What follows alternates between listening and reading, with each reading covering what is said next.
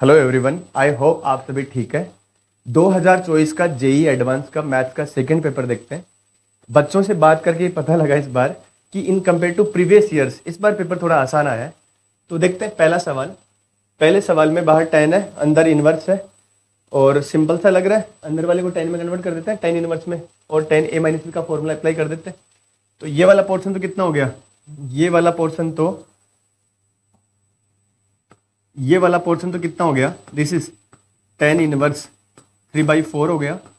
और ये वाला जो पोर्शन है, इस वाले पोर्शन को हम क्या लिख सकते हैं, दिस इज tan इनवर्स 1/2 हो जाएगा। ठीक है, दूसरा 2 tan इनवर्स ये बनेगा 1/2, तो इसको आप क्या लिख सकते हैं, tan इनवर्स, और 2x मतलब ये x है तो 2x आ जाएगा 1/2 अपॉन 1 माइनस 1/2 का होल स्क्वायर, ऐसा बनेगा। अब ये वाला पोर्शन पॉजिटिव है तो ये वाला पार्ट फर्स्ट क्वाड्रेंट में, और ये भी ऑब्वियसली फर्स्ट क्वाड्रेंट में ही है, तो दोनों का क्वाड्रेंट सेम है, तो इसमें प्लस पाई या माइनस पाई टाइप का कुछ करने की जरूरत नहीं पड़ेगी। ये बिल्कुल सही है, इसको सिंप्लीफाई कर लो। This will be tan inverse 4/3 आ गया। तो सवाल क्या हो गया, सवाल will be tan inverse, this is 3/4 minus tan inverse 4/3 आ गया। और फर्दर क्या बनेगा, दिस विल बी 10, ये तो हट ही गया, कितना 3/4 माइनस का 4/3 अपॉन 1 + 1, ये कितना 9 16 माइनस का 7/12 2 24। कौन सा ऑप्शन, बी ऑप्शन। तो सिंपल सा सवाल था, आई थिंक समझ में आया। आगे बढ़ते हैं। सेकंड क्वेश्चन एरिया का सवाल लग रहा है, बिल्कुल इनइक्वलिटी है। तो इसमें जो पहला पैराबोला दिख रहा है, ये तो स्टैंडर्ड पैराबोला है, ये भी प्लॉट किया जा सकता है, लाइन भी प्लॉट की जा सकती है, बस थोड़ा सा कोफिशिएंट्स जो है अजीब से लग रहे हैं, तो थोड़ा सा हैंडल विद केयर वाली सिचुएशन है। हो सकता है वो जो डेटा है, कई बार डेटा जो है बहुत ही रिलेवेंट होते हैं क्वेश्चन के अंदर, ऊट पटांग से डेटा है तो उसको थोड़ा सा हैंडल विद केयर। तो इसको अगर हम प्लॉट करें, बाउंड्री प्लॉट कर देते हैं पहले इक्वलिटी लेकर, y² 4x, y² बराबर -2 और ये x - 6 आ गया। और इसको अभी देखते हैं, इसके लिए स्पेस छोड़ देते हैं। यहाँ पर अगर इसका ग्राफ प्लॉट करें और फर्स्ट क्वाड्रेंट में सब कुछ चलेगा, तो फर्स्ट क्वाड्रेंट में ये तो कितना जाएगा इस टाइप से, इसको बनाने की वैसे जरूरत नहीं है। और ये वाला जो पोर्शन है वो कुछ ऐसा जाएगा, ठीक है। ये पॉइंट कितना 6 आ रहा है, ये 0 आ रहा है।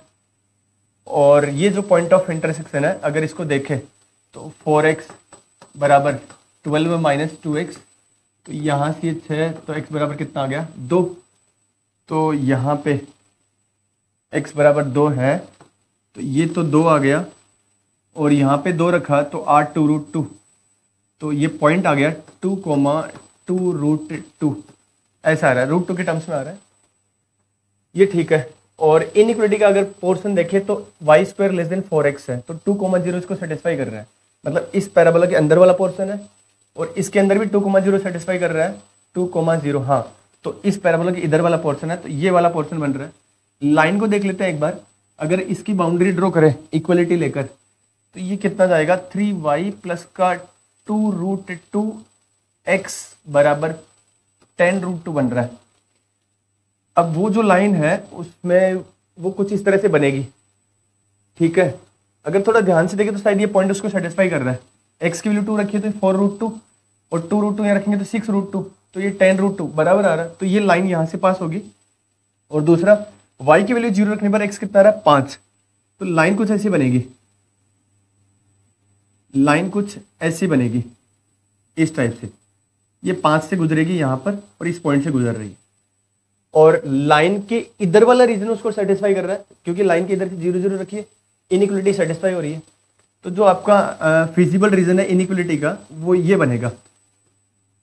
अब इस रीजन में ये तो स्ट्रेट लाइन है, तो इधर ये ज्वाइन कर दो, ये तो ट्रायंगल बन गया आपका, ये ट्रायंगल बन गया, ये 3 है, ये 2√2 है, तो इस ट्रायंगल का एरिया तो कितना आ जाएगा, दैट इज 1/2 इंटू बेस कितना 3, और ये कितना आ गया 2√2, ये कितना आ जाएगा,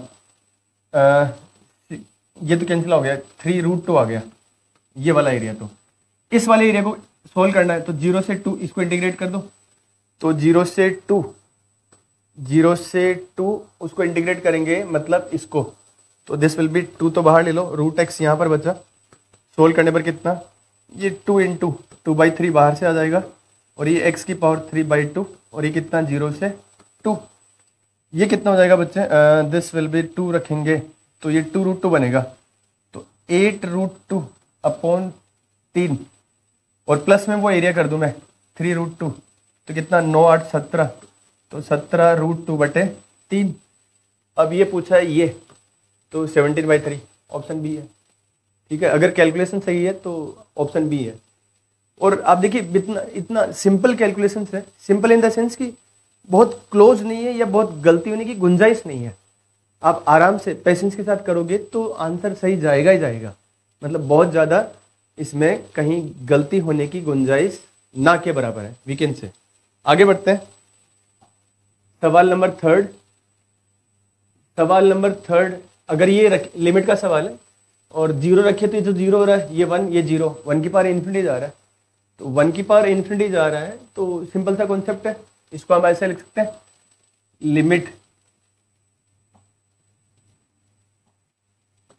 लिमिट x अप्रोचेस 0+, और ये क्या जाएगा 2/x, and this is sine ये kx आ गया, और this is cos x plus x minus 1 equal to 6 आ गया। अब यहां पर देखिए ये 2/x है, ये 2 से तो ये कैंसिल आउट हो गया, 3 बचा, अपॉन में x है। एक तरीका तो LS रूल लगा दो, 0/0 बन रहा है, या दूसरा तरीका x 0 की तरफ जा रहा है तो आप यहाँ पर सीरीज का भी इस्तेमाल कर सकते हैं, और इफेक्टिव जो डिग्री है वो x की मिनिमम पावर वाला होगा, तो नीचे x आ रहा है तो ऊपर भी x की पावर 1 वाला टर्म बचेगा, उससे पहले वाले सारे कैंसिल आउट हो जाएंगे, और वो दिख भी रहा है। आप cos x की सीरीज लगाओगे तो 1 से 1 कैंसिल आउट हो जाएगा, बाकी x² का टर्म आएगा, तो उसको कंसिडर करने की जरूरत है नहीं, क्योंकि नीचे x की पावर 1 है तो ऊपर भी x की पावर 1 वाला टर्म ही इफेक्टिव होगा, हायर पावर्स को नेग्लेक्ट कर सकते हैं। और यहाँ पर भी वो यहीं से आएगा टर्म, तो वैसे भी कर सकते हैं, बाकी LH रूल से भी कर ही सकते हैं इसको, LH रूल ज्यादा आसान लग रहा है। तो यहाँ से इसका डेरिवेटिव कितना, cos ये sin kx as it is आ गया, इसका डेरिवेटिव कितना cos kx आ गया, और ये k ये माइनस का साइन प्लस का 1, और अपॉन में कितना 1 बराबर कितना है 3 है, 0 रखा तो ये टर्म तो हो गया 0, और ये कितना 1, ये कितना 1, तो क्या बचा k प्लस 1 बराबर 3, तो यहाँ से k बराबर कितना आ रहा है 2 आ रहा है। अब देखो इससे आसान क्या सवाल होगा, ठीक है, तो again this is also very simple सवाल। आगे बढ़ते हैं, सवाल नंबर 4। ठीक है, सवाल नंबर 4 में क्या बोल रहा है, f r से r में डिफाइन हो रहा है, fx बराबर ये दे रखा है, और इस केस में क्या बोल रहा है, then which of the following statements is true, true पूछा है, कौन सा ट्रू है, fx बराबर 0 has infinitely many solutions in this interval. अच्छा ये देखना है, तो इस केस में यहां पर देखते हैं fx बराबर 0 इस इंटरवल में, तो ये इंटरवल तो इधर ही आ रहा है, ये इंटरवल तो ऊपर ही इसमें आ रहा है, तो fx बराबर 0 मतलब ये, और सिंपल सी बात है इस इंटरवल में ये पार्ट तो कभी 0 होगा नहीं, इसी को 0 होना पड़ेगा, और ये 0 कब होगा, ये 0 तब होगा जब π/x², पाई का मल्टीपल हो, पाई इंटू एन, पाई से पाई कैंसिल, मतलब 1/x² जो है वो सिंपली इंटीग्रल वैल्यू हो। अब 1/x² जितने बार इंटीजर होगा उतनी बार ये 0 बन जाएगा, तो अगर इस इंटरवल में देखें ये x की वैल्यू है, तो 1/x जो है वो आप ध्यान से अगर देखो तो वो कितना जाएगा, 0 से 10 की पावर 10 जाएगा, ऐसा बन जाएगा। और 1/x² की बात करें तो इसका स्क्वायरिंग कर दो, स्क्वायरिंग करने पर ये क्या हो जाएगा, 0 से लेकर 10 की पावर कितना 20, ऐसा हो जाएगा। अब ये तो एक फाइनाइट इंटरवल है, इसमें तो फाइनाइट नंबर ऑफ इंटीजर्स तो आएंगे, तो ये पहले ऑप्शन बोल रहा है इनफाइनाइट सॉल्यूशन, इनफाइनाइट सॉल्यूशन तो पॉसिबल नहीं है इसमें, आप समझ रहे हो, इस इंटरवल में जहां पर 1/x² इंटीजर होना चाहिए वो एक फाइनाइट इंटरवल है, तो 1/x² की finite number of integral values he possible होगी यहाँ पर, तो इनफाइनाइट सॉल्यूशन पॉसिबल नहीं है। इस केस में हैज नो सॉल्यूशन, तो इस केस में 1/x क्या बनेगा, दैट विल बी 0 से लेकर पाई तक, और 1/x² क्या हो जाएगा 0 से पाई स्क्वायर तक, इस केस में देखिए पाई स्क्वायर का मतलब आप देख सकते हो 9 पॉइंट समथिंग, 0 से 9 पॉइंट समथिंग में कई इंटीग्रल वैल्यूज है, तो मतलब इसके कई सोल्यूशंस है। ये बोल रहा है नो सोल्यूशन, ये गलत बोल रहा है। मतलब सिंपल सी बात है, 1/x² जब इंटीजर बनेगा ना तब ये 0 बनेगा। तो आपको सिंपली ये देखना है कि 1/x² कितने बार या कहां कहां इंटीजर बन रहा है। अगला सवाल देखते हैं, अगला ऑप्शन। अगले ऑप्शन में द सेट ऑफ fx बराबर 0 सोल्यूशन इन दिस, ये फाइनाइट है। अगर इस इंटरवल में देखें तो इस इंटरवल में 1/x क्या बनेगा, 1/x will be, this is 10 की पावर 10, ये इन्फिनिटी जा रहा है। आप देखिए स्क्वायरिंग करेंगे तो 20 हो जाएगा, सिंपल सी बात है। और इस इंटरवल में आप देख सकते हो इनफाइनाइट नंबर ऑफ इंटीजर्स आएंगे, यानी 1/x² infinite number of times integer बनेगा। अगर infinite number of times integer बनेगा तो इसके इनफाइनाइट नंबर ऑफ सॉल्यूशंस है, जबकि क्या बोल रहा है भैया फाइनाइट, ये तो गलत बोल रहा है, तो ये केस भी आउट हो गया। लास्ट वाला देखिए यहां पर, अगर ये x के बराबर है तो 1/x क्या बनेगा, this will be pi comma pi square, 1/x² क्या बनेगा, that will be pi square comma pi की पावर 4। पाई स्क्वायर लगभग 9 पॉइंट कुछ आएगा, और यहां पर पाई की पावर 4, ये 81, जैसे 9 है तो यही मान लेते हैं रफली 81 पॉइंट कुछ मान ही लेते हैं, ऐसे मान लेते हैं 81 या जो भी है, ज्यादा भी हो सकता है, 1-2 कम भी हो सकता, कम तो नहीं होगा, ज्यादा ही होगा ऑब्वियसली। अब इसके बीच में अगर आप ध्यान से देखो, ये बोल रहा है this equation has more than 25 solutions, तो क्या इसके बीच में 25 से ज्यादा इंटीग्रल वैल्यूज पॉसिबल है? बिल्कुल है। आप देखिए यहाँ पर ये तो 9 से लेकर 81 तक जा रहा है, तो there are so many values, तो इसका मतलब यहाँ पर ये केस चलेगा। तो option D is the correct answer. ठीक है, I think this is also a very simple सवाल, जिसमें लिखने की जरूरत ही नहीं थी, सिंपली इंटरवल्स को आपको हैंडल करना था। आगे बढ़ते हैं, सवाल नंबर 5। सवाल नंबर 5 में x इन्फिनिटी जा रहा है, तो ये तो -1 से 1 के बीच में फ्लक्चुएट करेगा, ये 0 जा रहा है तो साइन को हटा सकते हैं, लिमिट का सवाल है। Which of the following is correct? ठीक है, let S be the set of alpha beta, ये आर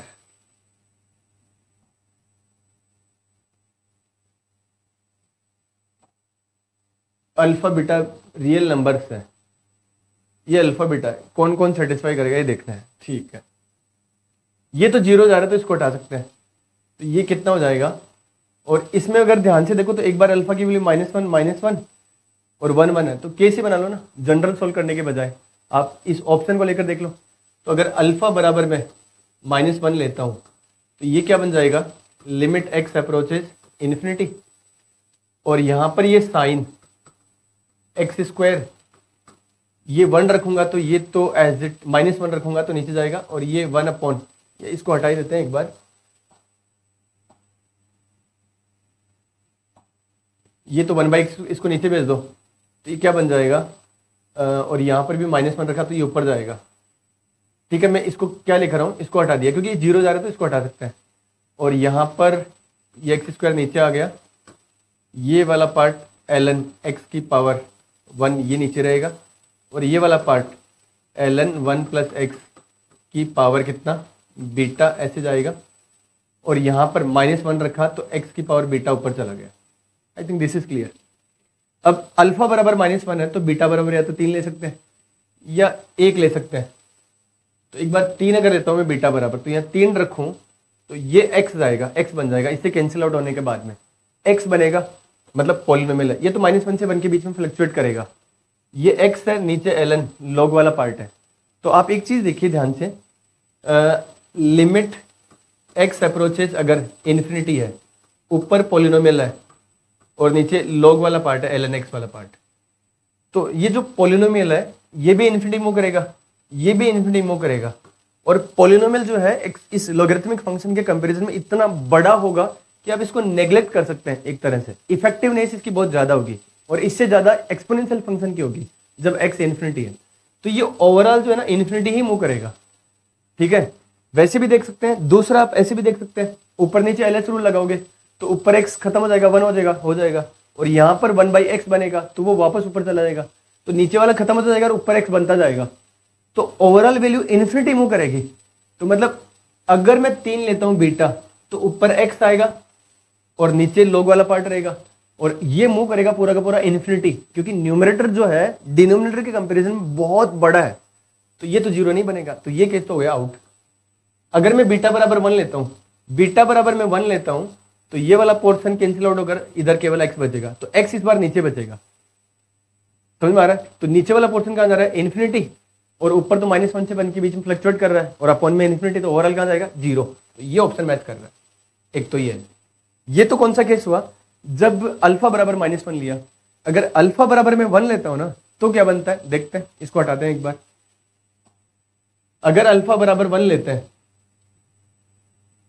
अल्फा बराबर 1 लेते हैं, अल्फा बराबर 1, तो ये क्या बन जाएगा? लिमिट x अप्रोचेस इन्फिनिटी, ये साइन एक्स स्क्वायर है ही, ये ln x ऊपर ही रहेगा, और इसको 1/x² ये नीचे चला जाएगा, और ये x की power beta, this is ln 1 + x, और होल पावर कितना? बीटा, ये बनेगा। अब यहां पर देखिए ध्यान से, अगर मैं बीटा की वैल्यू -1 लेता हूं, तो यह -1 लेने पर x बचेगा ये, और x बचेगा, तो ये वाला जो पोर्शन है ये भी नो डाउट इन्फिनिटी जा रहा है, बट पोलिनोमियल वाला ज्यादा इफेक्टिव है, तो ये वाला पार्ट बहुत बड़ा है बाकी के कंपैरिजन में, तो ओवरऑल वैल्यू कहां जाएगी? जीरो की तरफ, तो ये बिल्कुल ओके है, ये तो ठीक था। और अगर बीटा की वैल्यू में -2 ले लूं, तो बीटा की वैल्यू -2 लेने पर ये पार्ट तो जाएगा खत्म, -2 लेने पर ये जाएगा ऊपर, ऊपर जाने के बाद में ये ओवरऑल पोर्शन इन्फिनिटी जाएगा, नीचे कुछ है नहीं, तो ये तो इन्फिनिटी मूव करेगा, जीरो तो मूव करेगा नहीं, तो ये पोर्शन में क्या हो गया? रिजेक्ट। इसका आंसर है बी और सी। तो इसमें थोड़ा सा क्या है, ये आपको आइडिया होना चाहिए कि जब x इन्फिनिटी मूव करे, ठीक है, उस वक्त एक्सपोनेंशियल फंक्शन यहां पर है नहीं, पर उस वो जो वैल्यू वो है वो भी इन्फिनिटी मूव करेगा, पोलिनोमियल भी इन्फिनिटी मूव करेगा, और लॉगरिथमिक फंक्शन भी इन्फिनिटी मूव करेगा, बट एक्सपोनेंशियल फंक्शन बहुत बड़ा इन दोनों के कंपैरिजन में, फिर पोलिनोमियल लॉग के कंपैरिजन में बहुत बड़ा है, ठीक है। तो ये थोड़ी सी इफेक्टिव वैल्यूज जो है वो आइडिया होना चाहिए इस परिस्थिति में। दूसरा, वो आएगा कैसे? आप LH रूल लगा के उसको चेक कर सकते हैं कि ऐसा बनेगा जो मैं बोल रहा हूं। आगे बढ़ते हैं, सवाल number 6, straight line drawn from, ठीक है, 3D का सवाल है। Straight line drawn from the point 1 3 4 parallel to this, इस लाइन के पैरेलल यहां से लाइन ड्रॉ की, intersect the plane at point Q, इसको Q पे कट कर रहा है, तो इसके पैरेलल जो लाइन होगी वो क्या हो जाएगी? दिस विल बी x - 1,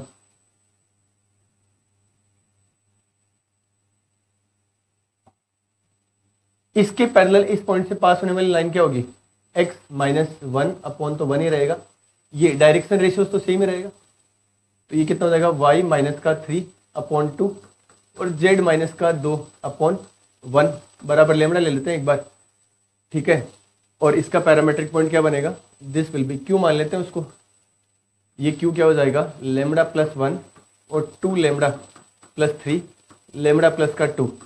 अब ये पॉइंट इस पे लाई कर रहा है, इसको सेटिस्फाई करवा देते हैं, तो सेटिस्फाई करवाएंगे तो लेमड़ा + 1 माइनस का 2 लेमड़ा माइनस का 3 प्लस का 3 लेमड़ा प्लस का 6 बराबर 6, ये जा लिया।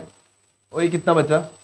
2 लेमड़ा माइनस का 2 बराबर 0, तो लेमड़ा बराबर 1, तो क्यू पॉइंट क्या आ जाएगा यहाँ से? दिस विल बी 2, 5, 3, ये तो क्यू पॉइंट आ गया। अब आगे क्या बोल रहा है? Another straight line which pass through point Q and is perpendicular to the plane L1। अच्छा, इसके परपेंडिकुलर है, तो इसके परपेंडिकुलर वो लाइन, तो उस लाइन के डायरेक्शन रेशियोज और इस प्लेन के नॉर्मल दोनों सेम ही तो है, तो उस लाइन की इक्वेशन क्या लिख देते हैं? नॉर्मल के डायरेक्शन रेशियोज तो यहाँ से जाएंगे 1, 1 और 1 -1 और 3, पॉइंट आपके पास है ही, तो इसको मैं एक बार हटाता हूँ। 2, 5, 3 याद रखना है, 2, 5, 3, तो क्यू पॉइंट कितना है? 2, 5, 3, क्यू पॉइंट है 2, 5, 3, इसके परपेंडिकुलर लाइन, तो x - 2 जो कि q से पास हो रही है 1, y - 5 अपॉन -1, ये -1 यहाँ से, और ये z - 3 अपॉन 3 बराबर, इसको म्यू ले लेते हैं चाहे तो। आगे क्या बोल रहा है? Intersect the plane at point r, तो यहाँ से r ले लेते हैं। आर कितना जाएगा, this will B mu plus का 2 और 5 माइनस का म्यू और 3 म्यू प्लस का 3, ये आर है, वो इसको इंटरसेक्ट कर रहा है आर पे, तो ये आर इसको सेटिस्फाई करवा देते हैं। कितना जाएगा, this will B 2 mu plus का 4 माइनस का है तो ये प्लस का म्यू माइनस का 5 हो जाएगा और प्लस 3 म्यू प्लस लेमड़ा बराबर माइनस का 4। तो ये कितना हो जाएगा, ये माइनस का 1 प्लस का 2 माइनस का 6 माइनस का 6, तो 6 लेमड़ा बराबर माइनस का 6 म्यू बराबर, तो यहाँ से म्यू बराबर कितना आ गया, माइनस का 1। तो आर कितना आ जाएगा, आर हो जाएगा 1,6,0, ये आर आ गया 253,160। ठीक है, then which of the following statement जो भी है true, then which of the following is correct. ठीक है, length of line segment P Q, P आपका यहाँ पर दे रखा है और क्यू आपका ये आ गया और ये पी है और ये आपका आर आ गया। तो पी क्यू कितना जाएगा, पी क्यू यहाँ से सोल्व करेंगे तो ये तो 1 आ गया, ये 4 आ गया, ये 1, तो रूट में 6, ये बिल्कुल सही बोल रहा है। कोऑर्डिनेट ऑफ आर ये गलत बोल रहा है, ये हट जाएगा। Central of triangle P Q R, तो 1 2 और ये 4/3 ये सही है, और 3 5 8 8 और 6 14 ये भी सही है, 3 2 5 ये भी सही है, तो ये बिल्कुल सही है। सेंटर और ये perimeter of triangle P Q R, P Q तो निकाल ही लिया √6, ये तो पी क्यू है, और क्यू आर निकाल लेते हैं। तो क्यू आर कितना जाएगा, क्यू आर में ये 1 ये 9, तो √11, ये क्यू आर हो गया, ये पी क्यू ये क्यू आर। अब पी आर देख लेते हैं एक बार, पी आर क्या रूट आ रहा है क्या, पी आर तो ये 0 हो गया, ये 9 हो गया, ये 4, ये तो √13 आ रहा है, तो मतलब ये पेरीमीटर नहीं है, गलत है। I think this is also है सिंपल सवाल। आगे बढ़ते हैं।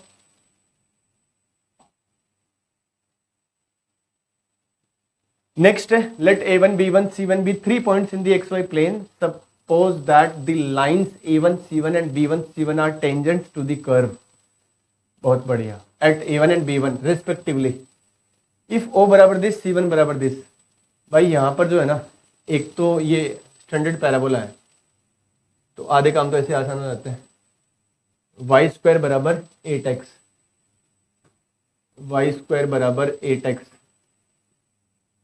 ऐसे बोल देते हैं। ये इसने और काम आसान कर दिया। ये पॉइंट है C1 जो कि कितना है, -4,0। अब यहाँ से अगर आप, ये तो एक्सिस ऑफ क्या नाम है पैराबोला पर है, तो यहाँ से टेंजेंट ड्रॉ करेंगे तो बिल्कुल सिमेट्रिक आएगी कुछ ऐसा। ये पॉइंट A1 मान लेते हैं और ये पॉइंट क्या मान लेते हैं, B1। साफ साफ दिख रहा है, लाइन पैरेलल टू आएगी y एक्सिस के। अब आगे क्या बोल रहा है, ओरिजिन 0 0 है ही, ठीक है। Length of line segment OA1, तो एक बार ये निकाल लेते हैं पहले।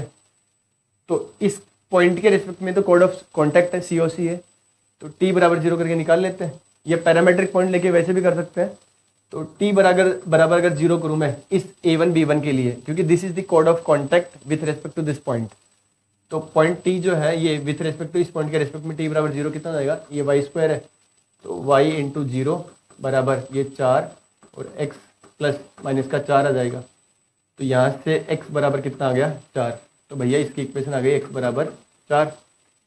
x बराबर 4 उठाकर इसमें रखो तो 32, रूट लिया तो 4√2 प्लस माइनस में, तो ये पॉइंट कितना आ गया 4,4√2 और ये आ गया 4, माइनस का 4√2। तो ये लेंथ कितनी है, ये तो 8√2 आएगा। तो भैया ये तो गलत बोल रहा है, यहाँ तक क्लियर है। Length of line segment OA1 ये वाला पार्ट है, अगर इसको कैलकुलेट करें तो 4² 16, 32, 48, 4√2 सही है, ये बिल्कुल सही है। डिस्टेंस फॉर्मूला से ortho centre of triangle, ortho centre में देखिए आप, इस ट्राइंगल के अंदर एक ऑल्टीट्यूड तो ये है और ऑप्शन के हिसाब से बोल रहा है कि 0 0 है या 1 0 है, तो 1 0 इधर आएगा, 0 0 यहाँ पर है। तो एक बार 0 0 पे देख लेते हैं। अगर ये ऑर्थो सेंटर हुआ तो ये वाला पोर्शन दूसरा ऑल्टीट्यूड होगा, ये इस पे 90 होगा। इसका मतलब मैं ऐसे बोल सकता हूँ, स्लोप ऑफ ये वाला पार्ट जो है OC और स्लोप ऑफ OA1 ये -1 होना चाहिए। कोऑर्डिनेट पता है तो स्लोप से आसान और क्या है यहाँ पे। तो कोऑर्डिनेट जो है उसको यूज करके आप बताइए OC1 का स्लोप क्या आ जाएगा। स्लोप ऑफ OC1, अरे OC1 नहीं, ये और ये C1 B1 B1 C1, ये वाला पार्ट, मतलब ये जो है ये ऑल्टीट्यूड यहां पर दिख ही रहा है। अगर ये ऑल्टीट्यूड है तो ये वाला पोर्शन इसके परपेंडिकुलर होगा। तो B1 C1 का स्लोप और OA1 का स्लोप अगर प्रोडक्ट -1 आता है तो ऑब्वियसली OA1 ऑल्टीट्यूड हो जाएगा, और दूसरा ऑल्टीट्यूड क्या है आपका OC1 है, तो वो O जो है ऑर्थो सेंटर आ जाएगा। तो यहां से B1 C1 देखते हैं। B1 C1 कितना जाएगा, इसका स्लोप आ जाएगा दैट इज -4√2 अपॉन 4 + 4, तो ये कितना जाएगा -1/√2, और स्लोप ऑफ OA1 ये कितना जाएगा, सिंपल सी बात है 4√2 अपॉन 4, तो ये √2 आ रहा है। साफ साफ दिख रहा है प्रोडक्ट कितना आ रहा है -1। इसका मतलब क्या है कि भैया OA1 B1 C1 के परपेंडिकुलर है, मतलब ये ऑल्टीट्यूड हुआ दूसरा, एक ऑल्टीट्यूड ये है पॉइंट ऑफ इंटरसेक्शन ओरिजिन पे, तो ये ऑर्थो सेंटर हुआ। Again this is also a very आसान सवाल। आगे बढ़ते हैं, सवाल नंबर 8। ओहो, ये तो आप देखो ऐसा तो एडवांस में सवाल दिया इस बार। ये तो सिंपल सी बात है, स्टैंडर्ड फंक्शनल इक्वेशन है जो कि मेरे हिसाब से हर बच्चे को पता होती है। यहां से तो fx बराबर क्या आ गया, kx आ गया, और f ये दे रखा कितना 12 दे रखा है, इसका मतलब 12 बराबर k इंटू -3/5, ये तो कितना आ गया 4, तो k बराबर कितना आ गया -20, तो fx भैया कितना आ गया -20x आ गया, ये तो fx आ गया। इसको देखकर आप समझ सकते हैं gx कितना हो जाएगा, gx बराबर a⁻x, और ये दे रखा है तो इसका मतलब क्या है 2 बराबर a⁻−1/3, तो यहां से a बराबर कितना आएगा 8, तो 1/8 हो जाएगा, तो gx बराबर कितना आ गया 8⁻⁻x, ये gx आ गया। अब ये कैलकुलेट करना है 1/4, इसमें 1/4 रखेंगे तो ये कितना हो गया -5, -2 रखेंगे तो कितना हो जाएगा 64 -8, ये तो 1 हो ही गया, और ये कितना हो जाएगा दैट इज 13, तो 51 इसका आंसर है। बहुत सिंपल सा सवाल है, 30 सेकंड्स, 1 मिनट मुश्किल से लगेगा इसमें। आगे बढ़ते हैं, सवाल number 9। A bag contains n balls out of which 3 are white, 6 are green and the remaining balls are blue. Assume that the balls are identical otherwise. ठीक है, मतलब कलर्स के अलावा उनमें वो बाकी बॉल्स जो है size wise they are identical. 3 balls are drawn randomly one after the other without replacement. ये दे रखा है denote even that ball drawn is ith draw is white. ठीक है, इफ प्रोबेबिलिटी, एक तो ये दे रखा है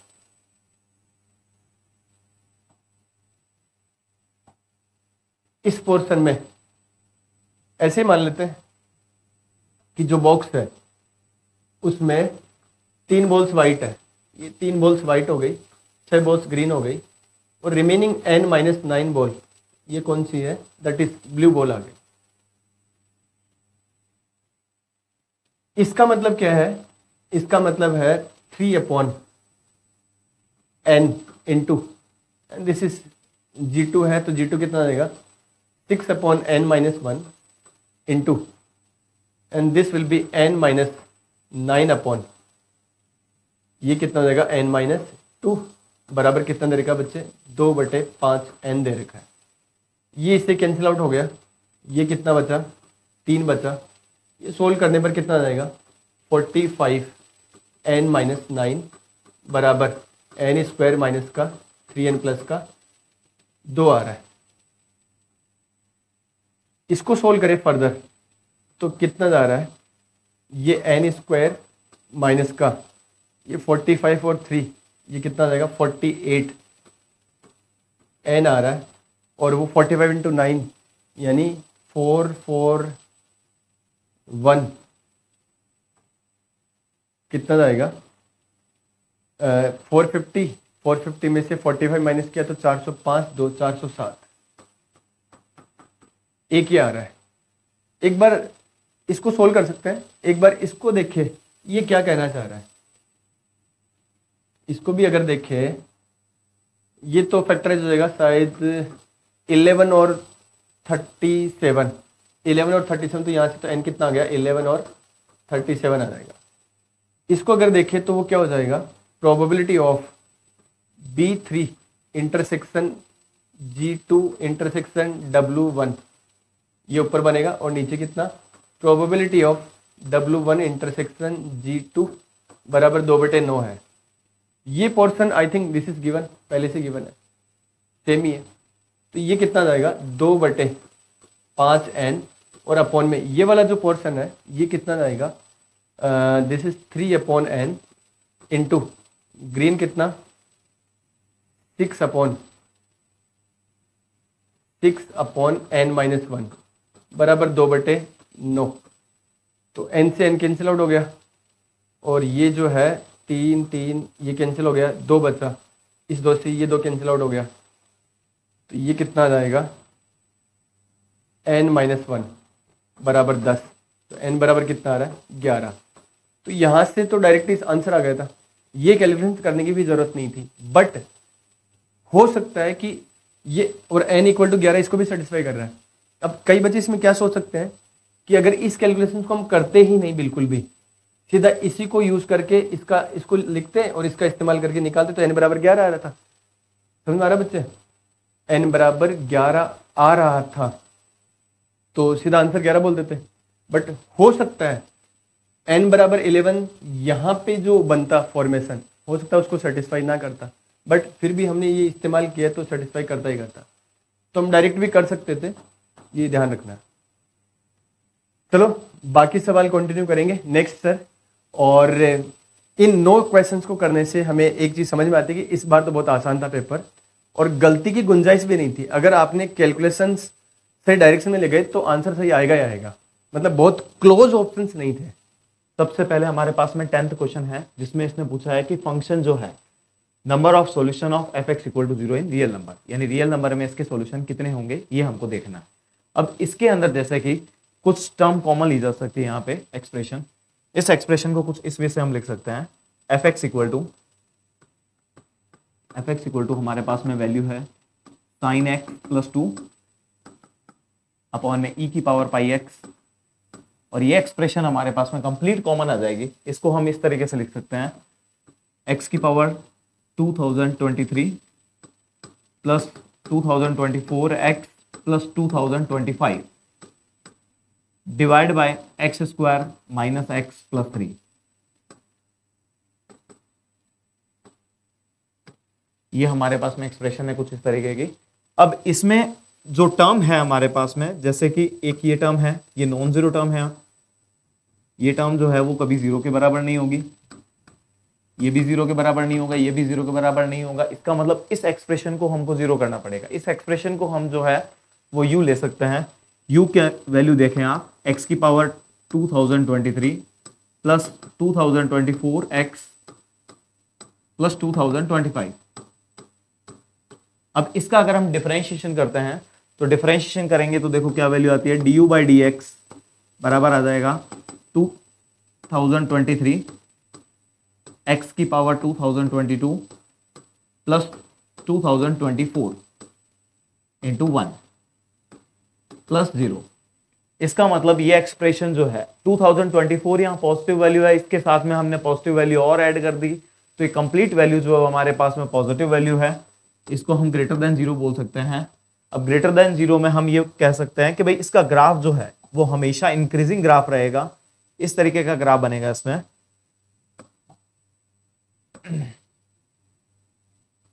इस तरीके का ग्राफ बनेगा, हमेशा इंक्रीजिंग ग्राफ होगा। इस एक्सप्रेशन की वैल्यू जब हम x की वैल्यू इंफिनिटी रख रहे हैं, x की वैल्यू सबसे पहले अगर मैं -∞ रख रहा हूं तो ये एक्सप्रेशन कंप्लीट हमारे पास में x⁻2023 अगर हम कॉमन लेते हैं तो ये टर्म हमारे पास में कुछ इस तरीके की आएगी, 1 + 2024 अपॉन x⁻2023 2 आ जाएगी ये वैल्यू, प्लस 1/x⁻² 2023। तो ये वैल्यू जब x की वैल्यू -∞ होगी तो इस एक्सप्रेशन की वैल्यू भी -∞ की तरफ होगी, और जब x हमारा +∞ है देन u भी +∞ की तरफ होगा। तो ऐसा हम बोल सकते हैं कि x की वैल्यू -∞ पे जो है इंफिनिटी है और +∞ पे इंफिनिटी है, और इंक्रीजिंग कर्व है तो कर्व कुछ इस तरीके का बनेगा, यानी कि यहाँ पे एक रूट जो है, 1 रूट जो है वो लाई कर सकता है। तो इसका आंसर जो है, नंबर ऑफ सॉल्यूशन जो है वो हमारे पास में 1 सॉल्यूशन आ जाएगा। क्लियर है? देन नेक्स्ट क्वेश्चन पे हम आते हैं। ये आ जाएगा 15 i cap plus 10 j cap plus 6 k cap equal to alpha times of 2 multiply by p से मल्टीप्लाई अगर हम करते हैं तो p से मल्टीप्लाई का मतलब ये आ जाएगा 2i cap plus j cap plus 3k cap plus q की वैल्यू आ जाएगी हमारे पास में i cap minus j cap plus k cap plus beta times of, ये वैल्यू हमारे पास में p माइनस 2q, p में से 2q को सब्ट्रैक्ट करते हैं तो p माइनस 2q करेंगे तो 2i cap plus j cap plus 3k cap minus ये वैल्यू आ जाएगी 2i cap plus 2j cap minus 2k cap plus gamma times of, ये वैल्यू हमारे पास में इस तरीके का आएगी i j k, इसको हम लिख सकते हैं 213 एंड 1 माइनस 1 1। इसको जैसे ही सॉल्व किया जाता है, देखो हमारे पास में ये टर्म कुछ इस तरीके की आएगी, जैसे 2 × 2 4, 4 + 1 5, तो ये वैल्यू आ जाएगी 15 इक्वल टू 5 अल्फा प्लस, यहाँ पे अगर हम देखेंगे i का कंपोनेंट यहाँ पे चला जाएगा, 2 से 2i कैंसिल आउट हो जाएगा, ये 2i से 2i कैंसिल आउट हो जाएगा, तो बीटा की कोई टर्म नहीं आएगी। गामा की टर्म्स अगर हम देखेंगे तो ये 1 + 3 4 गामा। सेम सिमिलरली बीटा वाली टर्म में अगर जे कैप वाली टर्म को कंपेयर करते हैं हम, तो जे कैप वाली टर्म में आप देख सकते हैं ये आ जाएगा 2 - 1, 2 - 1 यानी 1, ये आ जाएगा अल्फा। इसमें हमारे पास में जे में टर्म आ जाएगी 2j plus j 3j into beta, ये आ जाएगा 3 बीटा, और गामा में हमारे पास में टर्म आ जाएगी 3 बीटा, गामा में हम देख सकते हैं 2 - 3 यानी प्लस -1, बट आगे माइनस साइन यहाँ और लगेगा, 2 - 3 -1 और माइनस प्लस गामा आ जाएगी वैल्यू। एंड नेक्स्ट हमारे पास में टर्म जो है वो कुछ इस तरीके की आएगी, 6 + 1 7, ये वैल्यू आ जाएगी 7 अल्फा, और इसकी वैल्यू अगर हम देखेंगे तो ये आ जाएगा 3 - 2 यानी जे कैप, ये आ जाएगा बीटा, एंड इसकी वैल्यू हमारे पास में आएगी -2 - 1, ये आ जाएगा हमारे पास में -3 गामा इक्वल टू 6। अब ये 3 एक्सप्रेशन है, लीनियर एक्सप्रेशन है, इसमें आप अल्फा बीटा गामा, जैसे बीटा को हम रिमूव कर सकते हैं, यहाँ पे इस टर्म को हम जो है वो 3 से मल्टीप्लाई करके अगर सब्ट्रैक्ट करेंगे तो यहाँ से बीटा रिमूव हो जाएगा, और बीटा के बाद में 2 एक्सप्रेशन हमारे पास में, जैसे 3 से इसको मल्टीप्लाई करके सब्ट्रैक्ट करते हैं तो ये आ जाएगा हमारे पास में 10 - 18, 10 - 18 मतलब -8, और ये वैल्यू आ जाएगी 1 - 21, 1 - 21 आ जाएगा -20 अल्फा, और इसमें हमारे पास में आ जाएगा प्लस 10 गामा। अब ये 2 एक्सप्रेशन है हमारे पास में, एक अल्फा और गामा में ये एक्सप्रेशन है, दूसरी एक्सप्रेशन ये है, इन दोनों को सॉल्व करते हैं तो गामा की वैल्यू जो है हमारे पास में 2 के बराबर आ जाएगी, तो गामा बराबर 2 जो है वो इसका आंसर है, गामा की वैल्यू जो है वो 2 आ जाएगी। नेक्स्ट लिखें, नेक्स्ट क्वेश्चन पे हम आते हैं। इसमें जैसा कि हम क्वेश्चन नंबर 12 देख रहे हैं, यहाँ पे हम क्वेश्चन पढ़ते हैं। सबसे पहले ये है ए नॉर्मल विद स्लोप 1/√6, एक नॉर्मल है जिसकी स्लोप जो है 1/√6 दे रखी है आपको। इसमें इस पॉइंट वो नॉर्मल जो है वो 0, -अल्फा से पास कर रहा है, और पैराबोला की इक्वेशन दे रखी है x² = -4ay। तो x² = -4ay इक्वेशन दे रखी है, इसका मतलब हमारे पास में जो पैराबोला है वो कुछ इस तरीके का पैराबोला है। ये पैराबोला जो है वो हमारे पास में डाउनवर्ड पैराबोला है, जैसा कि क्वेश्चन में दिखाया गया है, डाउनवर्ड पैराबोला है।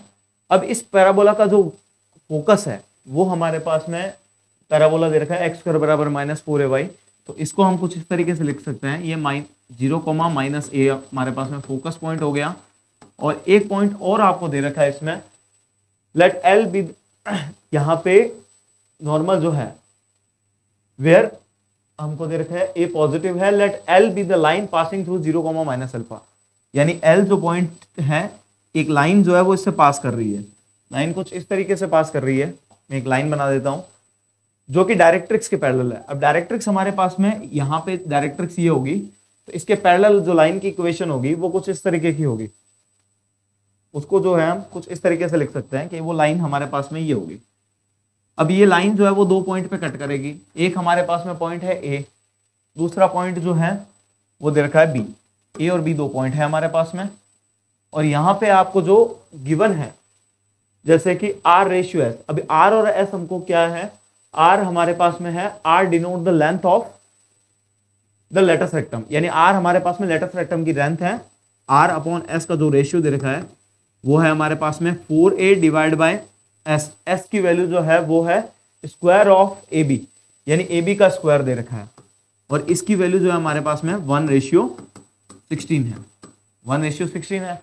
अब यहां पे अगर हम देखेंगे तो सबसे पहले 0, -अल्फा ये पॉइंट है, एक नॉर्मल जो है वो इससे पास कर रहा है जिसकी स्लोप हमारे पास में 1/√6 है। तो नॉर्मल की इक्वेशन इसमें जो है वो हमारे पास में कुछ इस तरीके की होगी, y = mx, y = mx minus 2a minus a/m², ये हमारे पास में नॉर्मल की इक्वेशन होगी। इसमें ये नॉर्मल जो है 0, -अल्फा से पास कर रहा है, यानी -अल्फा बराबर ही आ जाएगा -2a माइनस 1a/m²। a/m² का मतलब ये आ जाएगा 1/√6। यहां से जैसे ही हम अल्फा की वैल्यू कैलकुलेट करते हैं तो अल्फा हमारे पास में आ जाएगा √6 का स्क्वायर, तो अल्फा हमारे पास में वैल्यू आ जाएगी 8 टाइम्स ऑफ a। अब अल्फा की वैल्यू हमारे पास में 8 टाइम्स ऑफ a के इक्वल है, तो यहाँ पे सबसे पहले इस अल्फा की जो वैल्यू है वो हम इस पैराबोला में रखते हैं, क्योंकि यहाँ पे y कोऑर्डिनेट जो है दोनों का -अल्फा के बराबर होगा। ये -अल्फा है, यहाँ पे ये टर्म भी है हमारे पास में -अल्फा के बराबर होगी। अब ये पॉइंट जैसे ही हम पैराबोला में रखते हैं, पैराबोला की इक्वेशन में, तो a और b 2 पॉइंट आ जाएंगे हमारे पास में। जैसे ही हम यहाँ पे रखते हैं x² बराबर -4a इंटू ये वैल्यू आ जाएगी हमारे पास में -8 है। जैसे इसको सॉल्व करते हैं तो x की वैल्यू आ जाएगी +-, जैसे हम 4 × 8 ये आ जाएगा 32 का स्क्वायर रूट ये आ जाएगा 4√a, ये आ जाएगा 4√2a, इसको हम लिख सकते हैं 4√2 × a। तो अब ये वैल्यू जो है वो हमारे पास में, ये सपोज करो -4√2a और ये हमारे पास में +4√2a। अब a और b के बीच में डिस्टेंस जो है ये हमारे पास में 4a आ गई। इन दोनों के बीच में हम डिस्टेंस देखेंगे, डिस्टेंस फॉर्मूला लगाएंगे, +4√2a माइनस -4√2a, ये आ जाएगा 8√2a। उसका स्क्वायर जो है वो आ जाएगा 32a² बराबर 1/60, 1:16। इसको जैसे ही हम सॉल्व करेंगे तो a की वैल्यू आ जाएगी 1/2, और हमको जो क्वेश्चन में पूछा गया है वो 24a जो है 24 × 1/2, यानी कि आंसर जो है हमारा 12 आ जाएगा। बहुत ही आसान क्वेश्चन था ये। बस सिंपली आपको एक इक्वेशन पता होनी चाहिए, कौन सी, जैसे कि बच्चों को पता होती है y बराबर mx - 2a - a/m², ये नॉर्मल की इक्वेशन होती है। इस पैराबोला की कंडीशन में यहाँ पे हमने वैल्यू रखी, इस पॉइंट को पास करवाया, अल्फा की वैल्यू आ गई, अल्फा की वैल्यू से ये 2 पॉइंट आ गए, इन दोनों पॉइंट के बीच में हम जो है डिस्टेंस कैलकुलेट करेंगे तो वो आ जाएगी 32 × a², ये इसका स्क्वायर आएगा, तो 4a/32 a², ये वैल्यू आ जाएगी 1/16। इसको सॉल्व करेंगे, a की वैल्यू 1/2, जब 24 × a कैलकुलेट किया जाएगा तो ये वैल्यू आ जाएगी हमारे पास में 24 × a, ये आ जाएगी 12। इसके बाद में हम नेक्स्ट क्वेश्चन पे आगे बढ़ते हैं। जैसा कि हमारे पास में क्वेश्चन आया 13, क्वेश्चन नंबर 13 काफी अच्छा क्वेश्चन है। ठीक है, बहुत ही बढ़िया शानदार तरीके से इंटीग्रेशन का क्वेश्चन पूछा है। इसमें इन्होंने इंटीग्रेशन भी पूछ लिया, लिमिट भी पूछ ली, और नंबर ऑफ सॉल्यूशन का मतलब रूट भी कैलकुलेट करवा लिए। तो ये एक बहुत अच्छा क्वेश्चन है जेईई का, जो पेपर सेकंड में आया है। हालांकि बहुत बच्चों ने ट्राई भी किया होगा, कई बच्चों से बना भी होगा। अब इसमें देखो, सबसे पहले तो मैं फंक्शन की बात कर रहा हूँ। फंक्शन में देखें, टी की वैल्यू 2n-1 है। 2n-1 पे हमारे पास में वैल्यू ये है, तो टी की जगह अगर मैं सपोज करूँ इसमें जो है हम कुछ, अगर t की वैल्यू 2n-1 है तो फंक्शन जो है हमारे पास में क्या होगा, -1 की पावर n+2 इंटू 2। और जब t की वैल्यू मैं 2n+1 रख देता हूं तो उस केस में फंक्शन की वैल्यू जो है, ये f ऑफ t की वैल्यू है। f ऑफ t की वैल्यू जब t की वैल्यू 2n-1 होगी, जैसे कि इसमें 2n-1 यहाँ रखा हुआ है, तो इसकी वैल्यू ये होगी हमारे पास में, ये वैल्यू हम यहाँ पे रख देंगे। सिमिलरली t की वैल्यू अगर मान लो 2n+1 है, तो ये वैल्यू आ जाएगी -1 की पावर, अब यहाँ पे 2n+1 आया है, तो यहाँ पे n की जगह हम क्या रिप्लेस कर देंगे, n+1। जैसे ही हम n+1 रिप्लेस करते हैं तो 2 ऑफ n+1 -1, तो इस फंक्शन में भी आपको n+1 रखना पड़ेगा। तो ये फंक्शन हमारे पास में आ जाएगा n+1 n+1+1। ऊपर वाले में हमारे पास में ये +1 ही है इंटू 2। ये हमारे पास में t की जब वैल्यू आएगी तब फंक्शन की दो वैल्यूज आ रही है। एक हमारे पास में ये आ रही है -1 की पावर 2 n+1 इंटू 2, और ये वैल्यू आ रही है हमारे पास में -1 की पावर n+2। अब जैसे इस फंक्शन में ये वैल्यूज हम रिप्लेस करते हैं, देखते हैं क्या आंसर आता है। फंक्शन जो है हमारा कुछ इस तरीके से बन रहा है।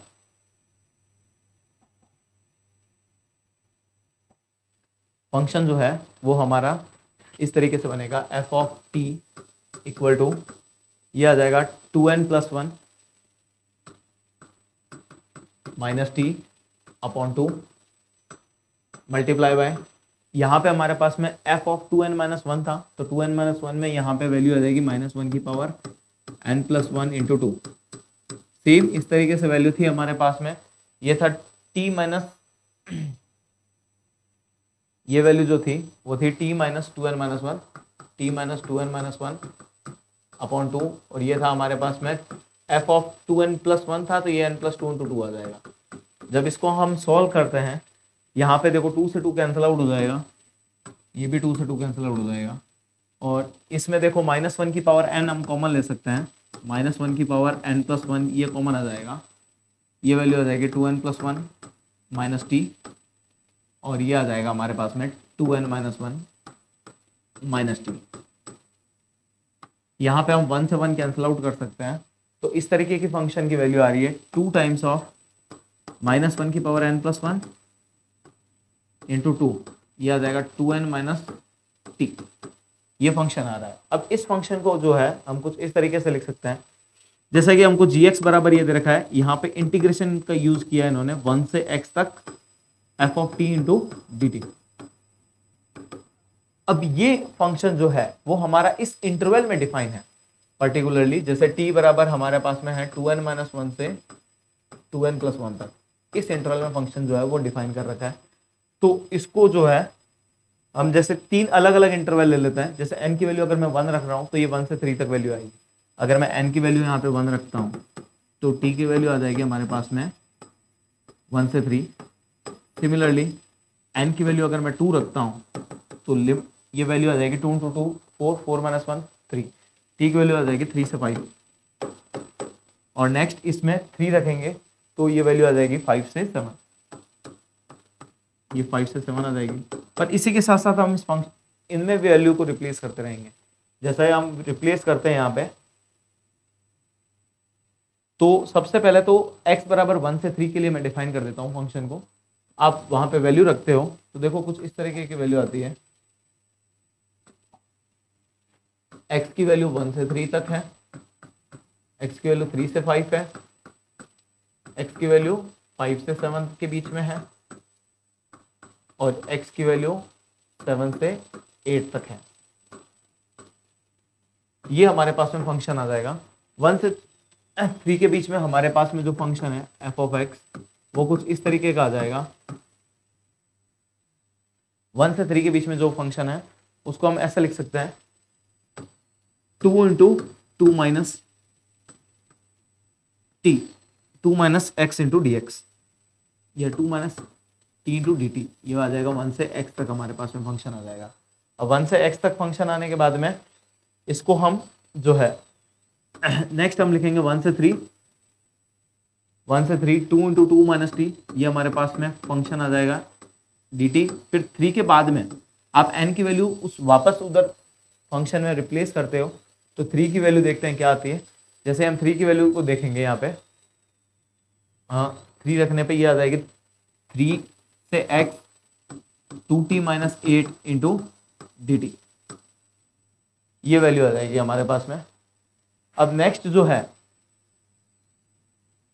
नेक्स्ट वैल्यू जो आएगी हमारे पास में वो आएगी 5 से 7 के बीच में। 5 से 7 के बीच में हम इसको ऐसे लिख सकते हैं 1 से 3, 2 into 2 minus T D T, plus 3 से 5, यह आ जाएगा 2t minus 8 into D T. फिर हम जैसे ही उसमें n की वैल्यू वहां पे 5 रख रहे हैं, तो यह आ जाएगा 12 माइनस 2t, यह आ जाएगा 5 से x तक 12 minus 2t into D T. Next जो है, नेक्स्ट टर्म हमारे पास में आ जाएगी। अब 7 से 8 तक वैल्यू है, तो 7 से 8 तक जो वैल्यू दे रखी है उसमें हम कुछ इस तरीके से देखेंगे। पहले 1 से 3, 2 into 2 minus T into D T, ये वैल्यू आ जाएगी 3 से 5, 2t minus 8 into D T, और ये आ जाएगा हमारे पास में 5 से x 12 माइनस 5 से ये वैल्यू आ जाएगी हमारे पास में 5 से 7 तक 12 minus 2t into D T. उसके बाद में 7 से जो वैल्यू है वो कुछ इस तरीके की आएगी 2t minus 16 into D T, 2t minus 16 into D T x तक। ये हमारे पास में t x बराबर 7 से 8 तक वैल्यू जो है उसके लिए सॉल्यूशन आया है। अब जैसे इन इंटीग्रेशन को सॉल्व करते हैं तो हमारे पास में जो एक्सप्रेशन है वो कुछ इस तरीके के आएंगे।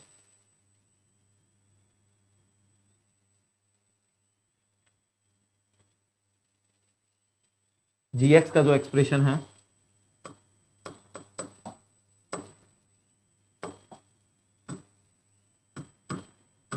इनको आप सॉल्व करते हो इंटीग्रेट करके, तो कुछ वैल्यू इस तरीके की आएगी। पहली वैल्यू आएगी माइनस साइन के साथ में x minus 1 into x minus 3। दूसरी वैल्यू आ जाएगी, ये वैल्यू x बराबर 1 से 3 के बीच में होगी। नेक्स्ट वैल्यू जो है वो आ जाएगी हमारे पास में x बराबर 3 से 5 के लिए। फिर नेक्स्ट वैल्यू आएगी x बराबर 5 से 7 के लिए, और इसके बाद में जो वैल्यू है वो आएगी x बराबर 7 से 8 के लिए। यहाँ पे 1 पर इक्वल टू नहीं दे रखा है तो इसलिए इक्वल टू का साइन हटा देंगे हम, 1 पे इक्वल टू का साइन नहीं है। ये कुछ इस तरीके की टर्म आएगी x minus 3 into x minus 5। Next term आएगी minus x minus 5 x minus 7, और इसके बाद में जो है x माइनस 7 और x माइनस 9, ये टर्म आएगी। जैसे ही आप gx को 0 पुट करते हो, gx को इस एक्सप्रेशन में 0 करोगे तो ये 0 सारी टर्म देख सकते हो। इसको भी 0 कर दिया हमने, इसको भी 0 कर दिया। सारी टर्म को जब हम 0 करते हैं तो हमारे पास में 3 सॉल्यूशन आते हैं। जैसे सबसे पहले आप इसको 0 करोगे तो 3 एक सॉल्यूशन आ जाएगा, 1 है नहीं क्योंकि 1 ओपन इंटरवल लगा हुआ है। उसके बाद में इसको 0 करोगे तो 5 एक सॉल्यूशन आ जाएगा। 3 हालांकि ऊपर वाले में नीचे वाले में सॉल्यूशन तो एक ही है। 7 हम इसमें रखेंगे, तो इस तरह से हमारे पास में 3 सॉल्यूशन आ जाएंगे। तो x बराबर आ जाएगा 3, 5 एंड 7। तो 3 सॉल्यूशन तो हमारे पास में ये हो गए। इसका मतलब अल्फा की 3 वैल्यूज आ गई। अब हमारे पास में जो टर्म दे रखी है बीटा और दे रखा है, बीटा इसमें लिमिट पूछ लिया गया है। लिमिट में सिंपली 1 प्लस पे लिमिट पूछी है, तो 1 प्लस के लिए ये वाला फंक्शन डिफाइन है। तो इस फंक्शन की हम लिमिट देख लेते हैं। 1 प्लस के लिए लिमिट कुछ इस तरीके की आ जाएगी।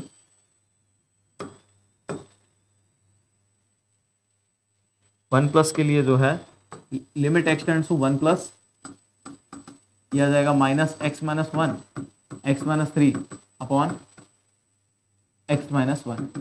जैसे ही सॉल्व करते हैं x माइनस 1 से x minus 1 cancel out, beta ये आ जाएगा। आप x की जगह 1 रखते हो तो वैल्यू आ जाएगी 2। तो हमारे पास में ये बीटा का सॉल्यूशन है। इसी तरह से अल्फा की 3 सॉल्यूशन आए थे, बीटा के 2 सॉल्यूशन है, तो अल्फा प्लस बीटा की वैल्यू आ जाएगी हमारे पास में 2 + 3 = 5। तो ये जेई का अच्छा क्वेश्चन था इस पेपर का। नेक्स्ट हम क्वेश्चन पे आते हैं।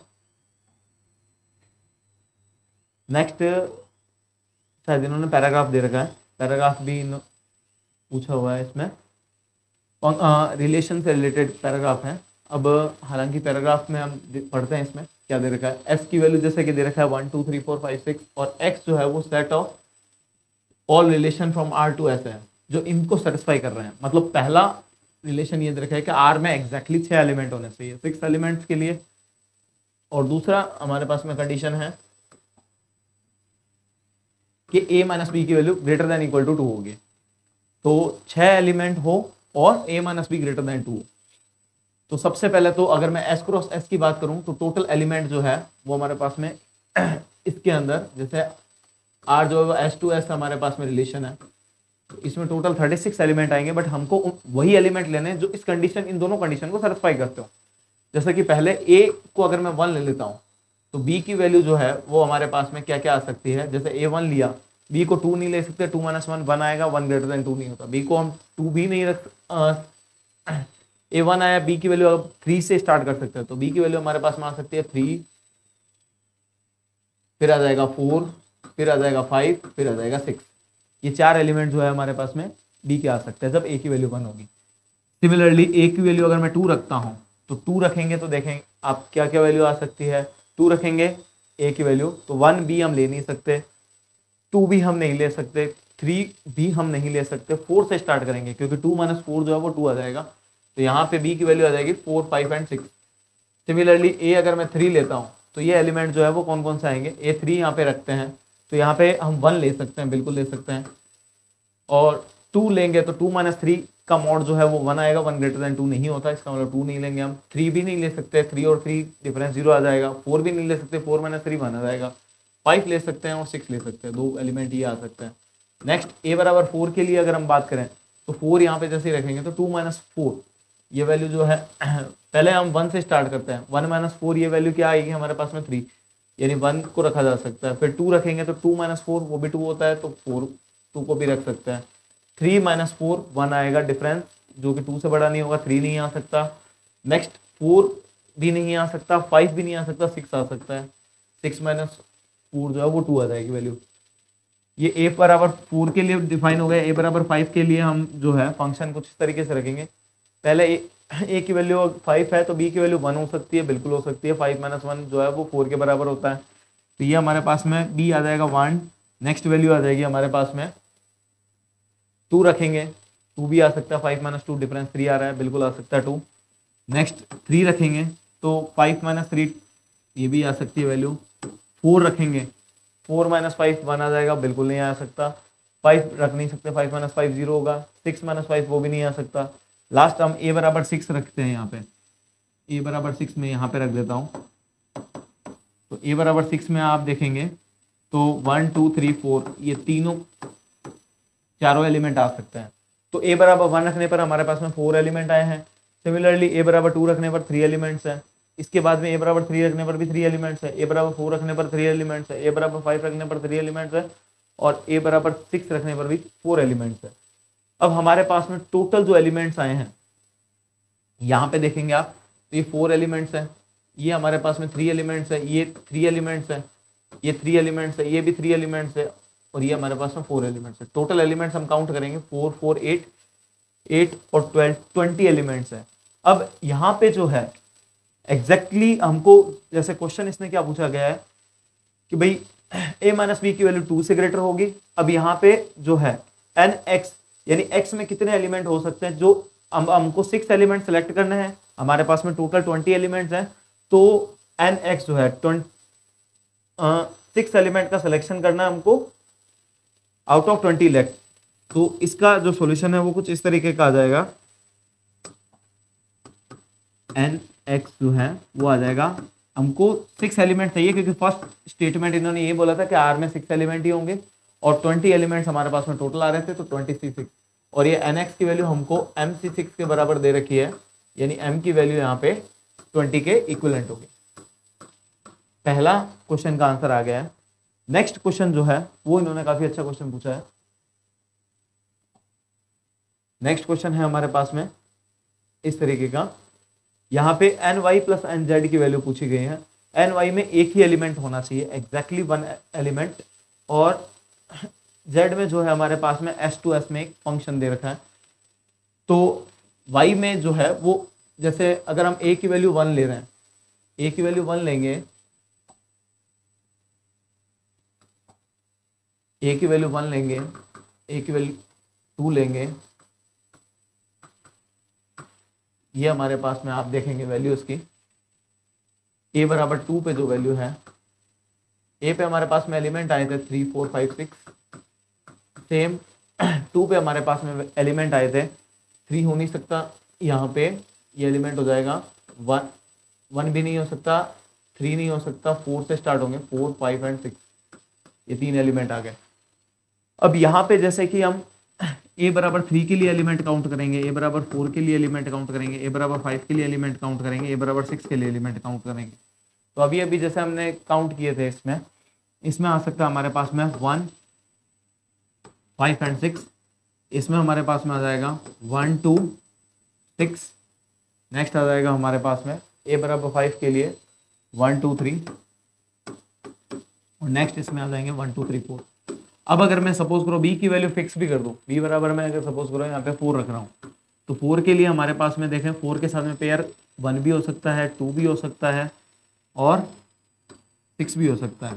सिमिलरली अगर मैं 1 के लिए बात करूँ तो 1 के लिए यहाँ पे 4 एलिमेंट आ जाएंगे। बट इसने जो क्वेश्चन में पूछा है कि the range of element has 1 element, और यहाँ पे हमको दे रखा है आर हैज एग्जैक्टली 6 एलिमेंट, लेकिन जैसे ही आप 4 ले रहे हो तो यहाँ पे सिर्फ 4 ही एलिमेंट आ सकते हैं मैक्सिमम। तो यहाँ पे एन ऑफ वाई की जो वैल्यू है, ऐसा कोई सेट बनेगा ही नहीं जिसमें ये आर के 6 एलिमेंट हो, ये हो और ये कंडीशन इसको सेटिस्फाई करें। तो एन वाई बराबर यहाँ पे 0 के बराबर होगा, एन वाई बराबर जो है वो 0 के बराबर होगा। नेक्स्ट इसने बोला है कि R is a function defined from S to S. अब आर जो है वो फंक्शन है defined from S to S, S से एस में डिफाइन फंक्शन है। अब फंक्शन की डेफिनेशन के अकॉर्डिंग हम ऐसा बोल सकते हैं, फंक्शन की डेफिनेशन के अकॉर्डिंग हम ऐसा बोल सकते हैं, फंक्शन एक ऐसा रिलेशन है जिसके एलिमेंट्स जो है, जैसे मान लीजिए ए बराबर 1 था, ए बराबर 2 है, ए बराबर 3 है, ए बराबर 4 है। अगर मैं सपोज करो ए की वैल्यू 1 सेलेक्ट कर रहा हूँ, तो 1 के लिए 2 इमेज नहीं हो सकती, एक इमेज होगी। जैसा कि अगर हम देखेंगे तो यहाँ पे हमारे पास में एलिमेंट्स कुछ इस तरीके के थे जो उसको सेटिस्फाई कर रहे थे 3 4 5 6। तो 1 के लिए हमारे पास में 4 ऑप्शंस आ सकते हैं। सिमिलरली 2 के लिए हमारे पास में जो है वो 3 ऑप्शंस आ सकते हैं। सेम 3 के लिए हमारे पास में 3 ऑप्शंस आ सकते हैं। ये ऑप्शंस हैं। तो टोटल ऑप्शन जो है हमारे पास में फंक्शन के लिए, क्यों 4 के लिए हमारे पास में 3 ऑप्शंस आ सकते हैं, और सिमिलरली 5 के लिए भी 3 ऑप्शन आएंगे, और 6 के लिए हमारे पास में जो है वो 4 ऑप्शंस आ सकते हैं। जैसा कि अभी हमने देखा था कि 2 पे वैल्यू हमारे पास में 4 5 6 थी, यहाँ पे जो है 3 के लिए हमारे पास में ऑप्शन थे 1 5 और 6। नेक्स्ट 4 के लिए हमारे पास में ऑप्शन थे 1 2 6। 5 के लिए ऑप्शन थे हमारे पास में 1 2 3, और 6 के लिए ऑप्शन थे 1 2 3 4। तो टोटल हमारे पास में 6 जो है इनपुट वैल्यूज के लिए हमारे पास में टोटल ऑप्शन जो है 4 प्लस, इसको काउंट करते हैं हम, तो ये टोटल ऑप्शन कुछ इस तरीके से आ जाएंगे। ये हमारे पास में जो है कुछ ऑप्शन इस तरीके से आ जाएंगे। पहले 4 में से आपको एक चूज करना है, फिर 3 में से आपको 1 चूज करना है। इस तरीके से हमारे पास में 3 × 1, फिर 3C1, नेक्स्ट 3C1 और 4C1, लास्ट में से 4 में से एक ऑप्शन चूज करना है। तो इसमें टोटल जो है एन ऑफ जेड की वैल्यू जो है वो हमारे पास में इस तरीके का आएगी 4 × 3 × 3 × 3 × 3 × 4। ये वैल्यू जो है वो k² के बराबर है। जब आप इसका स्क्वायर रूट लेते हो तो k की वैल्यू आ जाएगी k² बराबर 36 का स्क्वायर, k की वैल्यू आ जाएगी 36। तो इसमें n ऑफ y की वैल्यू जो है वो हमारे पास में 0 के बराबर थी, ये 0 था, ये 36 था, दोनों को ऐड करेंगे तो मॉड k की वैल्यू जो है वो 36 के बराबर आ जाएगी।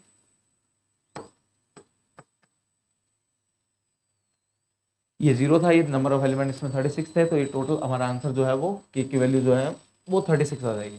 नेक्स्ट क्वेश्चन पे हम आगे बढ़ते हैं, लास्ट सीरीज ही चल रही है इसमें।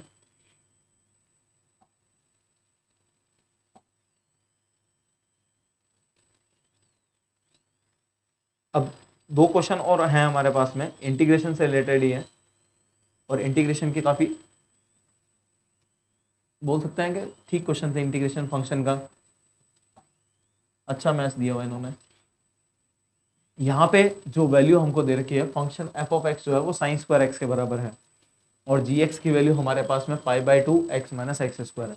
अगर यहाँ पे मैं जी ऑफ एक्स है, इसको मैं ऐसा लिख सकता हूँ under root of x into pi by 2 minus x. Similarly अगर हम g of pi by 2 minus x अगर कैलकुलेट करते हैं, तो g of pi by 2 minus x जो है, इसके अंदर हमारे पास में एक्स की जगह मैं पाई बाई 2 माइनस एक्स रखता हूँ, तो ये आ जाएगा पाई बाई 2 माइनस एक्स, और इसकी वैल्यू हमारे पास में पाई by 2 minus pi by 2 minus X. तो ये वैल्यू जो है वो वापस रूट ऑफ जी एक्स के बराबर ही आ रहा है। एक minute, root of g x नहीं, जी एक्स के बराबर ही आ रहा है। G of pi by 2 minus x जो है ये हमारे पास में, जैसे ही आप वैल्यू रखते हो इसमें पाई बाई 2 माइनस एक्स, ये वैल्यू आ जाएगी pi by 2 minus pi by 2 minus X, ये वैल्यू आ जाएगी under root of x into pi by 2 minus X. तो ये वापस जी एक्स के बराबर ही फंक्शन आ रहा है, ये फंक्शन जो है वापस जी एक्स के बराबर ही आ रहा है। तो इसको हम जो है, जैसे यहाँ पे इस फंक्शन को मैं I1 ले लेता हूँ, ये I2 है, तो I1 की वैल्यू जो है यहाँ पे 2 times of F X into ji X है। अब I1 की जो वैल्यू है वो हमको कुछ इस तरीके से दे रखी है, ये है कुछ इस तरीके से,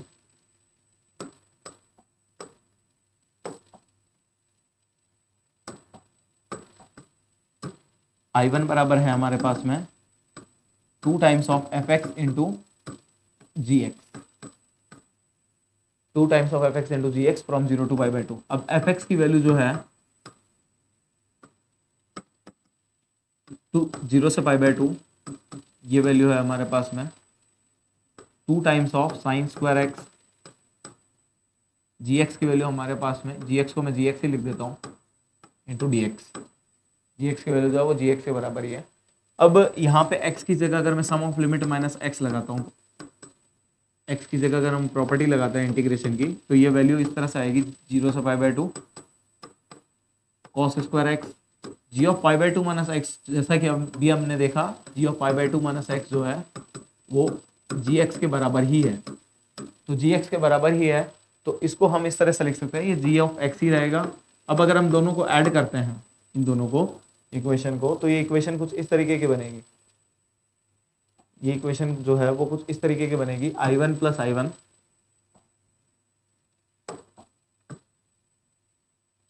ये आ जाएगा, I1 प्लस I1 आ जाएगा 2I1, ये आ जाएगा हमारे पास में 2 टाइम्स ऑफ, पहला था 0 से pi by 2 sine square x, दूसरी वैल्यू थी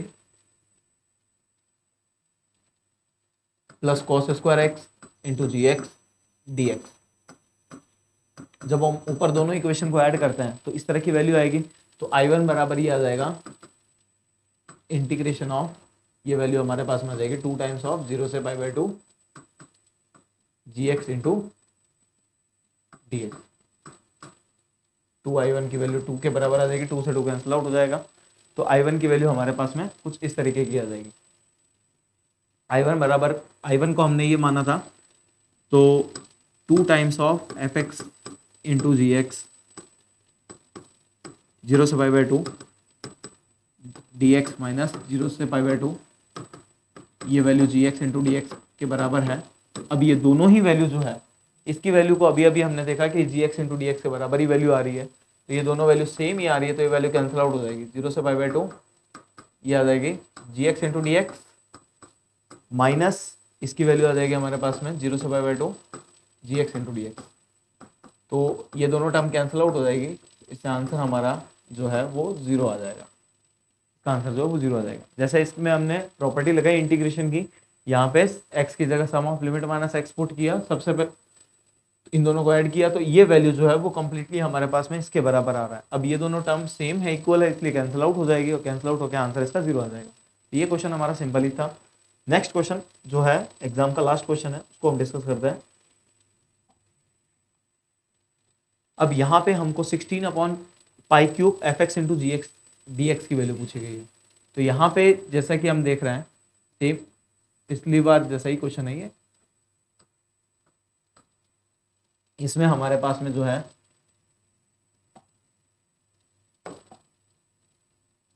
इसको मैं अगर i लेता हूं 16/π³ 0 से π/2 fx की जगह हमारे पास में फंक्शन आपको दे रखा था sin²x, तो sin²x हम रख देंगे यहाँ पे इंटू gx। और एक प्रॉपर्टी हमको और पता है इसमें कि gx और g π/2 - x दोनों वैल्यू बराबर है। तो इसमें जैसे कि हम प्रॉपर्टी लगाते हैं यहाँ पे, ये वैल्यू i बराबर ही आ जाएगा 16/π³ 0 से π/2, x की जगह आप यहाँ पे रखोगे π/2 - x, cos x आ जाएगा। ये आ जाएगा हमारे पास में cos² into gx dx। cos² into gx dx दोनों को ऐड करेंगे हम, i प्लस i की वैल्यू क्या आ जाएगी 2i बराबर इस नीचे जो है वो पाई का क्यूब था। जैसे ही आप इसमें 2i बराबर ये वैल्यू निकालते हो, ये आ जाएगी 16/π³ sin² प्लस cos² की वैल्यू यहाँ पे 1 आ जाएगी हमारे पास में। ये आ जाएगा इंटीग्रेशन ऑफ 0 से π/2 gx इंटू dx। ये हमारे पास में फंक्शन आ जाएगा। तो इसको हम आगे सॉल्व करते हैं gx इंटू dx। अब यहाँ पे gx इंटू dx की वैल्यू आई है। gx की वैल्यू जैसे ही आप यहाँ रखते हो 16/π, ये वैल्यू आ जाएगी हमारे पास में 0 से π/2। gx की वैल्यू थी √of π/2x minus x² into dx। अब यहाँ हम कुछ ऐसी टर्म रिप्लेस कर देंगे जिससे कि रूट कैंसिल आउट हो जाए। तो हम यहाँ रिप्लेसमेंट का फंडा यूज करेंगे। रिप्लेसमेंट में x को हम जो है i बराबर ये वैल्यू आएगी हमारे पास में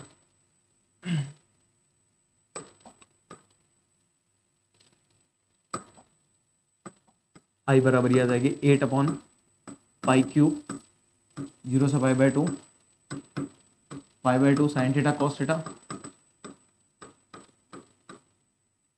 फिर dx की वैल्यू जो है वो हमारे पास में आ जाएगी, वो आ जाएगी 2 into π/2 sin theta cos theta into d theta.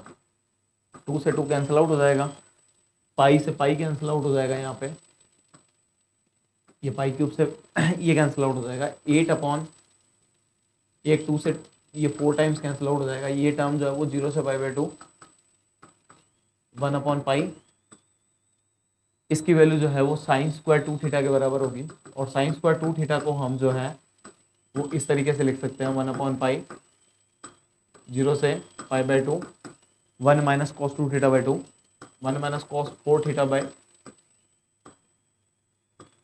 Into d theta. जैसे ही हम इसको सॉल्व करते हैं तो हमारे पास में जो वैल्यू है वो इस तरह से आ जाएगी 1/π इंटू 1/2। इसका इंटीग्रेशन 0 आ जाएगा। यहाँ पे 1 का इंटीग्रेशन जो है वो π/2, तो ये वैल्यू पाई से पाई कैंसिल आउट 1/4 यानी 0.25 वैल्यू आ जाएगी। तो ये हमारा लास्ट क्वेश्चन था और इसी के साथ में पेपर 2 कंप्लीट हुआ।